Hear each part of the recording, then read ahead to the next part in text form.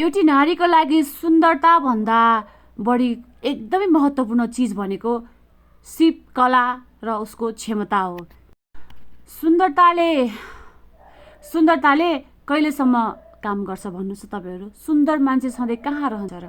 मान्छे सधैँ सुन्दर हुँदैन, सधैँ रूपले काम गर्दैन। त्यसैले सुन्दरता भनेको एउटा प्राकृतिक कुरा हो, जुन चाहिँ हामी आफूलाई सिँगारे पनि सुन्दर हुन्छौँ र नसिँगार्दा पनि सुन्दर हुन्छौँ। हामी यत्तिकै नेचुरली नै हामी ब्युटिफुल छौँ है। स्पेसली यो चाहिँ लेडिज साथीहरूको लागि भिडियो हो होइन। हामी राम्री भएर मात्रै हुँदैन, हामी क्षमतावान हुनुपर्छ, हामी सक्षम हुनुपर्छ। कमसेकम हामीले आफ्नो पेट पाल्न सक्ने हुनुपर्छ। यदि हामी आफ्नो पेट पाल्न सक्दैनौँ, हामी एकजनाको पेट पाल्न सक्दैनौँ भने तब हामी सोचौँ कि हाम्रो स्ट्यान्डर्ड कहाँ छ, हामी कुन अवस्थाको नारी हौँ।